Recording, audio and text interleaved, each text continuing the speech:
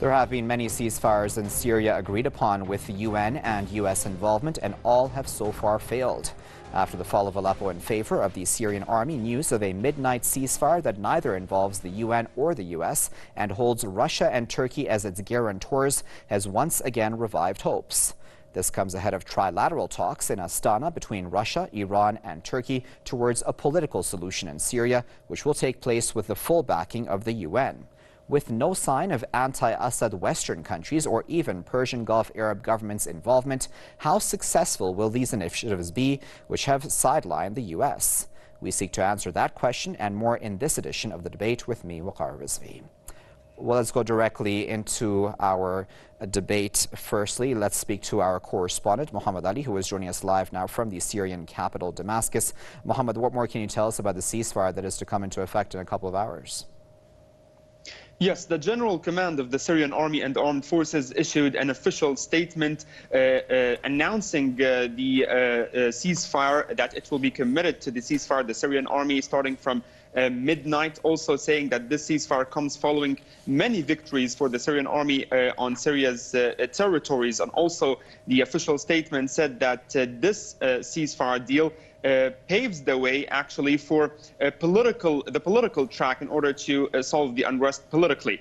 Also, the Syrian President Bashar al-Assad received a phone call from his Russian counterpart, from President Vladimir Putin. They discussed this ceasefire deal, and the Kremlin afterwards issued a statement saying that President Assad expressed and stressed a readiness to respect this deal. The Syrian Foreign Minister Walid al-Muallim also said in a televised interview on Syria's state TV that this is a true chance for a political settlement and ending the bloodshed on Syria's territories in order to rebuild Syria's future. We know also that the Russian Ministry of Defense announced that there are 7 major terrorist groups on the ground that have expressed also readiness to respect this deal. Those are the most powerful ones, occupying major parts of the country. Now we're speaking here about Ahrar al-Sham, Faylaq al-Sham, al-Jabha al-Shamiyya, Jaysh al-Islam and others. Now, the major question now is how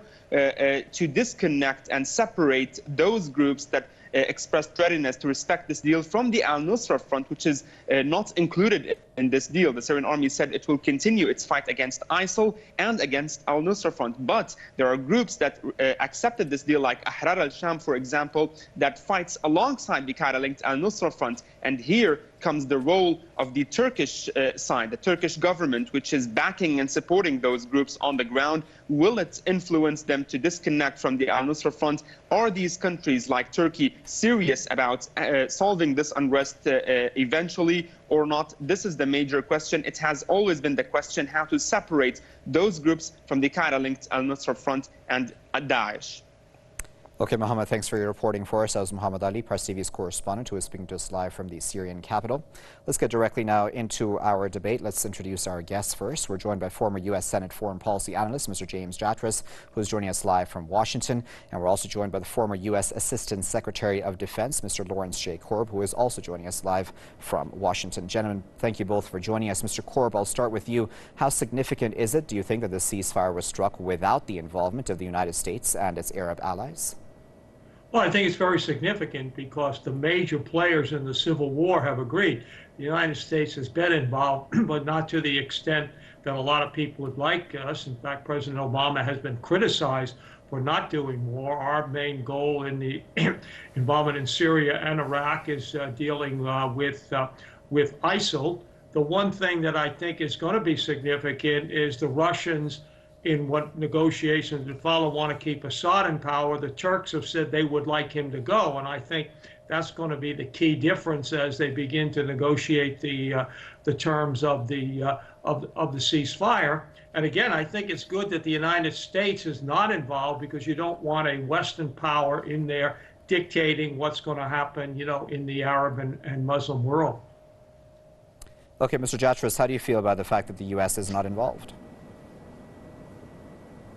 I would go even farther than Mr. Korb and say that the exclusion of the Obama administration was a necessary precondition for any kind of viable ceasefire to take shape. Let's face it, how many rounds of the so-called Geneva format have there been between Lavrov and Kerry that came up with absolutely nothing over this question of separating so-called moderates from the terrorists? Now, let's be clear, these groups being named, Jabhat al-Islam, Jabhat al-Shamia, Jaish al-Islam, Jaish al-Mujahideen, and especially the Ahrar al-Sham, these are terrorists as well.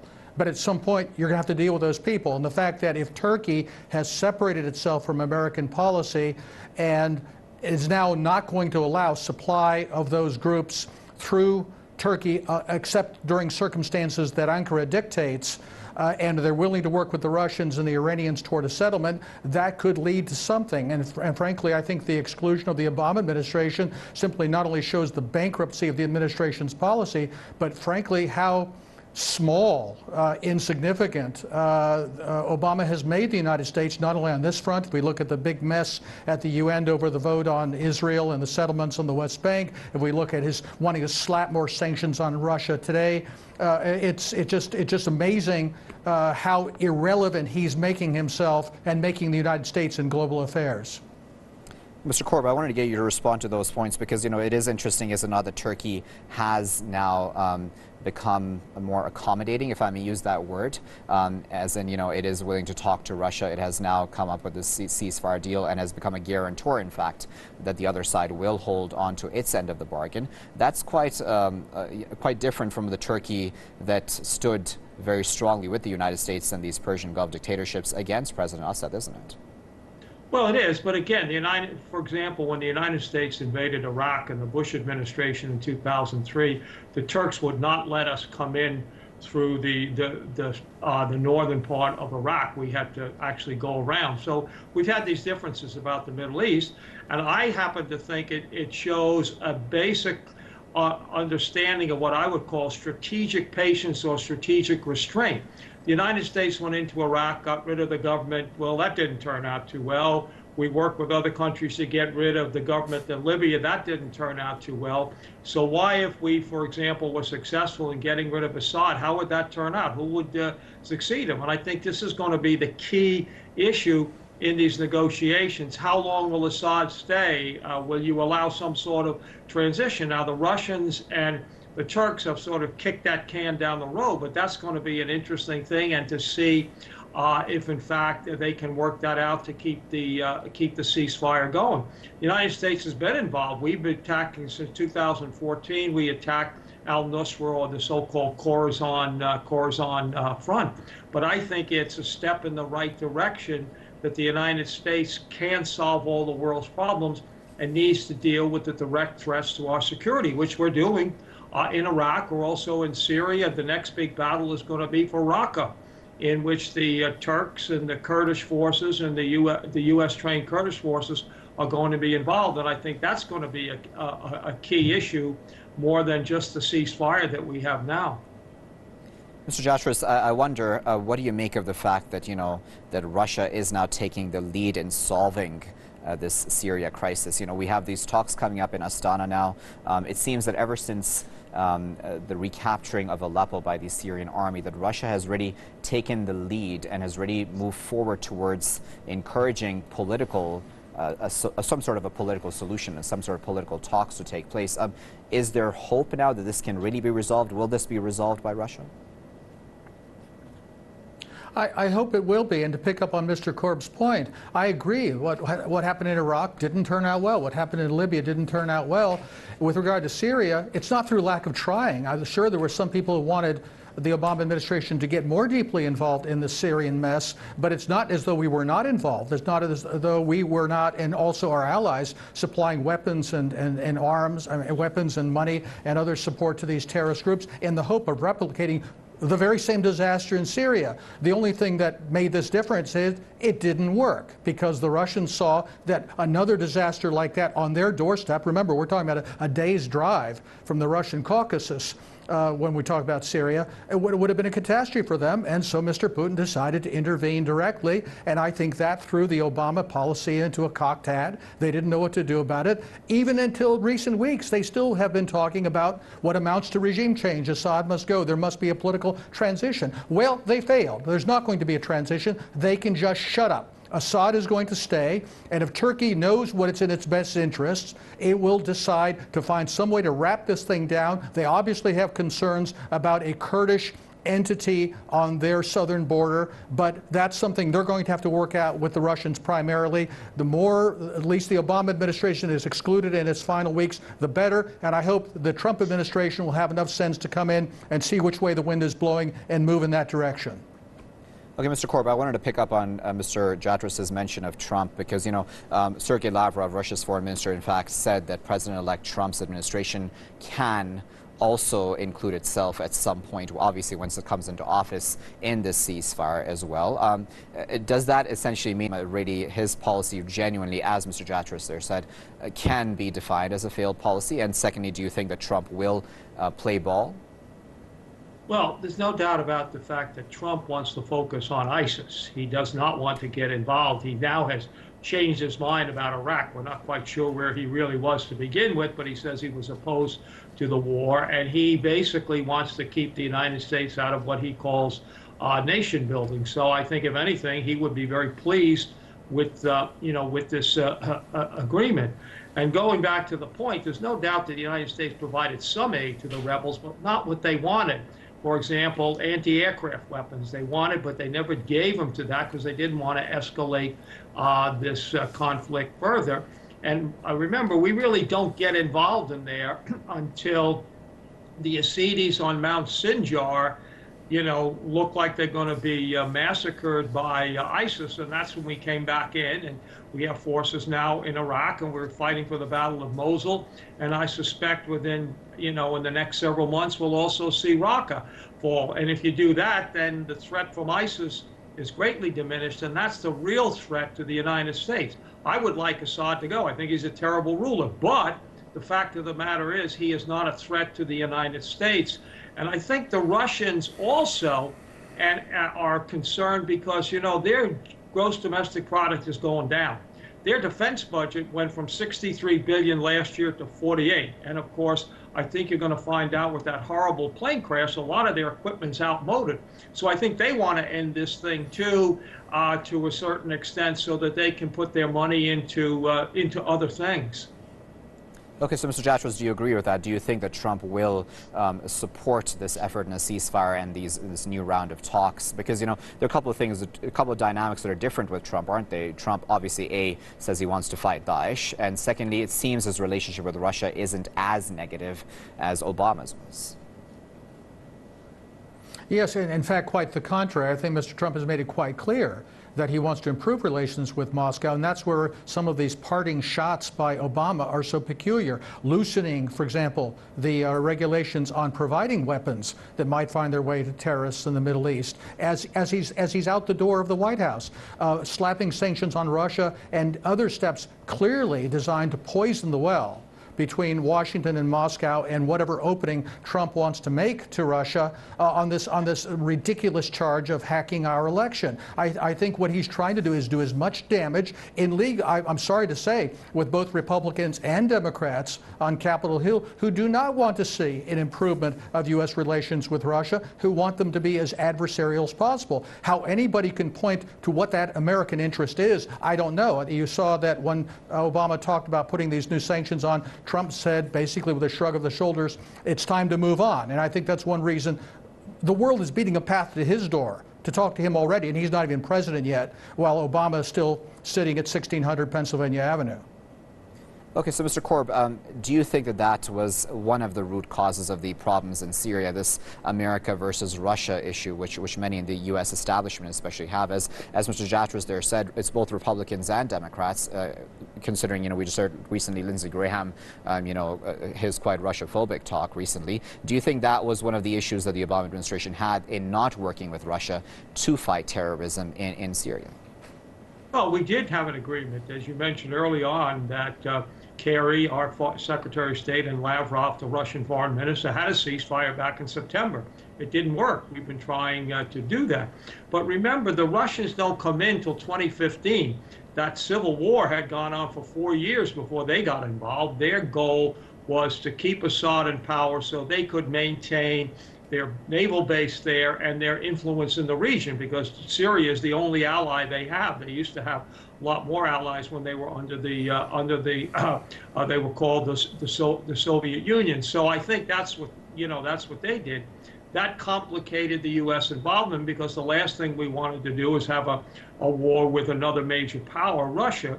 And the United States and Russia do coordinate their air attacks so that they don't cause problems for each other. And so I do think it's important now that the Russians really want this ceasefire, because if you go back and you take a look at the previous ceasefire, it was really what the Russians did. For example, they bombed a UN convoy back in September that was on its way to provide humanitarian aid for Aleppo. But I think with Aleppo having fallen, they basically feel that Assad will never be forced out. Whether he goes or not is a different question, but they don't think he can ever be forced out, given the fact that the Syrian government, with the help of the Russians and the Iranians, basically control the 5 largest cities in Syria. Mr. Korb, if I could stick with you, because you did say that Russia came in to Syria later, a lot later than the Americans obviously were involved there through their allies, or implicitly or explicitly. But certainly, even in American media, when Russia got involved, they said that Russia was succeeding at a quicker rate against terrorists than America ever did throughout its involvement up until that point, or even later. That's sort of symbolic, then, isn't it, of diminishing American influence/power in the Middle East? No, well, I mean, when the Russians claimed they were going after terrorists, they were really the moderate opposition which rose up initially against Assad. Now, they did get infiltrated with groups like al-Nusra after they did not get enough help from the United States. But the Russians came in to say they were going after ISIS. Only 30% of their airstrikes were against ISIS. Now, President Obama thought that, and when they came in, that they would get bogged down in some sort of quagmire there, and didn't realize that the battle would turn as quickly as it did. But anyway, that was their policy. But as I mentioned, they began coordinating the airstrikes right away with Russia, because the last thing we wanted was a major confrontation with Russia. Secretary Kerry has been talking to Lavrov ever since the Russians came in, trying to get a ceasefire so that we could have stop the humanitarian catastrophe, not the geopolitical one. Mr. Chatros, what are your thoughts about this? Well, again, this notion of moderate democratic opposition, look, even these 7 groups that are part of the ceasefire, not one of them is a secular, democratic, tolerant, human rights respecting group. They're all terrorist groups. I mean, this notion that there are these unicorns out there, that there's these moderate democratic humanitarians who are waging war against the brutal Assad dictatorship, I think it's mythical. They never were there. Even the notion that the uprising at the beginning was democratic. Everybody knows that the only underground opposition group in Syria before 2011 was the Muslim Brotherhood. And as soon as the demonstrations started under the so-called Arab Spring, with money from Qatar, from Saudi Arabia, they were killing policemen, they were burning Ba'ath Party offices. The idea that this was ever a peaceful demonstration against a dictatorship as opposed to a Salafist uprising is just absurd. Now, the fact is, today, certainly, nobody can find anything like a moderate democratic group on the ground. That's why we're going to have this very difficult sorting out with groups that, let's face it, are some kind of terrorist group, and that's just part of the lay of the land. We'll have to see what Turkey wants to do about it. Okay, so let's talk about that, Mr. Korb, because, as we've spoken about earlier on in our discussion, Turkey has seemingly changed its mind to an extent, obviously, about Syria. How much hope do you have that the talks in Astana will be the beginning of something more substantial towards a political resolution? Well, I do have a lot of hope, because all of the parties, the Russians, the Iranians, and the Turks, basically have the same objective, which is to stop the fighting between Assad and the groups who want to replace him, so that they can focus on ISIS, and also that Assad will not be overthrown militarily, but may decide to step aside, peacefully to come to some sort of transition government. The last thing the Turks want to do is have this war continue to rage on their border. And so I think that gives them an incentive to try and do something. And as I mentioned, the Russians are spending a lot of money that they really don't have, on this thing. In fact, one of the things the Russians said when they negotiated this ceasefire, they're going to start taking out some of their military forces. So I think they're confident now, with Assad in charge of the 5 major larger cities in Syria, is not gonna fall. And the Turks would like this to end so that they can focus on the threat from ISIS. Don't forget, you had ISIS attack the airport in Istanbul. They've had an awful lot of problems with the Kurdish forces who are being stirred up again by this war. So I think that they also would like it to stop. So they all have that incentive. And the key thing next year is going to be what happens when Raqqa falls, because I think it will. The question is exactly when, and then what? How do we deal with that? How does the international community come to terms with that? Okay, so Mr. Jatras, do you think it's the financial issues such as the military budget, which is pushing Russia towards getting these talks on the way in Astana and the ceasefire, or do you think it's just success to an extent, and that's why Russia is pulling out it's saying at least some of its forces possibly in the next couple of days if the ceasefire holds? Well, I'd be even surprised if they were actually doing that. Remember, there was an earlier announcement some months ago they were pulling out their forces, and if anything, they intensified the military activities. I think maybe that's part of a political signal more than actually a military change. To me, the real question is, and this was something mentioned in the setup news story, was what are the Gulf states, what is Saudi Arabia, what are Qatar going to do? They've been awfully quiet in all of this. And does that mean that they are tacitly going to go along with this because they realize they're out of options, that without Turkey's cooperation they don't have access to these groups in Syria? Or are they going to go to the mat in some way to sabotage this and try to pull their failed policy out of the hole? I think the Qataris are probably smart enough to realize which way this is going. I'm not sure the Saudis are. I'm not sure it's in their genetic code ideologically to back off this. If you look at how self-destructive their campaign in Yemen has been, but they seem incapable of stopping. So I think there's still some spoilers out there that could try to undermine this. Okay, Mr. Korb, I wanted to get your comments as well on what Mr. Jatras there just mentioned. These Arab dictatorships, how do you think that they will act now towards Syria? Well, I think that we'll have to see what type of agreement that the Turks and the Russians are able to come to. What does that do to the situation on the ground?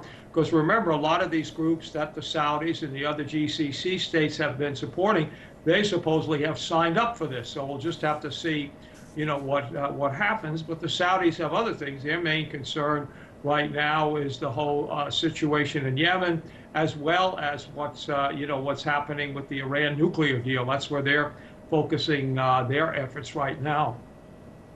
Okay, then, Mr. Jatras, we have just under a minute left, so I'll give you the final word. Certainly with A, these Arab dictatorships, and B, with Turkey as well, and they've all been involved in their own ways with their own interests in Syria. Can all of that align towards peace? I'm not sure it can. That there is something fundamental, I think, especially in Saudi policy. I'm not sure about the other countries quite as much, where self-interest is melded with an ideological zeal. Let's remember that, one of the catchphrases you hear from American politicians all the time is, Iran is the world's #1 state sponsor of terrorism, which of course is nonsense. Saudi Arabia, by far, is the #1 state sponsor of terrorism, and I don't think they can help themselves. Given the nature of the Wahhabist religious establishment and its relationship with the royal family, I don't know that they can stop themselves. Okay, gentlemen, we'll leave it there at that point, but of course we do appreciate both of your contributions to this debate. That was former U.S. Senate Foreign Policy Analyst Mr. James Jatras, who is speaking to us live from Washington, and we were also joined by former U.S. Assistant Secretary of Defense Mr. Lawrence J. Korb, who was also speaking to us live from Washington. And of course, viewers, we appreciate you joining us as well. Until next time, good night.